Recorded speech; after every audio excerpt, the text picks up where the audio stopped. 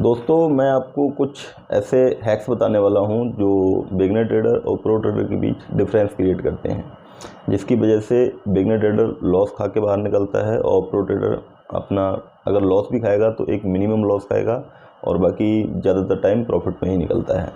तो देखिए होता क्या है, जब भी मार्केट आपका एसएल हिट करके जब भी मार्केट आपका एसएल हिट कर दे, आपने एंट्री ली, चार्ट को अपने अपनी साइकोलॉजी के हिसाब से, अपनी सेटअप के हिसाब से आपने एंट्री बनाई, ठीक है। उसके बाद मार्केट ने क्या किया, थोड़ा सा आपके फेवर में गया, फिर आपका एसएल हिट कर दिया और एसएल हिट करने के बाद फिर से आपके फेवर में जाना शुरू कर दिया। तो उस सिचुएशन में जो बिगिनर ट्रेडर क्या होता है, वो री एंट्री ले लेता है। उसको लगता है नहीं, मेरा एसएल हिट करके फेवर में जाने वाला है, तो वो री एंट्री ले लेता है। ये जो है री एंट्री रिवेंज ट्रेडिंग में कन्वर्ट हो जाती है, इसी को रिवेंज ट्रेडिंग बोलते हैं। और उसके बाद मार्केट फिर से आपको एसएल हिट कर देता है, तो आपको डबल लॉस हो गया। उस ट्रेड में आपको लॉस होना चाहिए था मान लीजिए 1000 रुपये का, तो आपने 2 बार एंट्री ले ली, इसलिए आपको 2000 का लॉस हो गया, आपने डबल लॉस ले लिया। दूसरा गलती ये होता है, जब भी मार्केट आपने एंट्री लेने के बाद आपके फेवर में गया और फेवर में जाने के बाद एसएल के नज़दीक आ चुका है, तो आप क्या सोचते हो कि यार अब एसएल के नज़दीक आ चुका है, अब मैं अगर दोबारा इसमें और एक्स्ट्रा क्वांटिटी ऐड कर दूंगा तो मुझे बहुत अच्छा प्रॉफिट होगा और अगर लॉस गया तो बहुत छोटा सा लॉस जाएगा।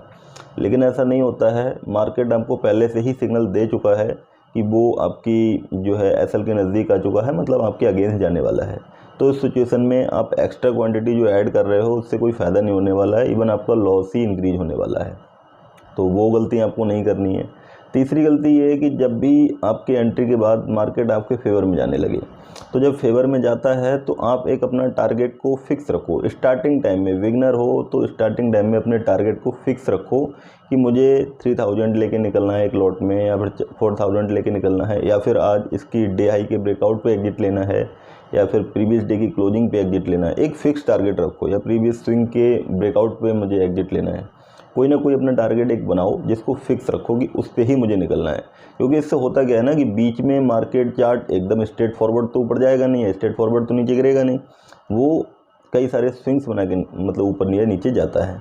तो उस सिचुएशन में आप उस फ्लैक्चुएशन को झेल नहीं पाओगे। आप अगर बिगनर हो तो आप या तो बहुत छोटे प्रॉफिट में निकल जाओगे, या फिर आप लॉस में एग्जिट कर जाओगे, या फिर बाद में आपको बहुत ज़्यादा रिग्रेट होगा कि जब मार्केट ऊपर चला गया कि यार काश में रुका होता तो बहुत बड़ा प्रॉफिट होता।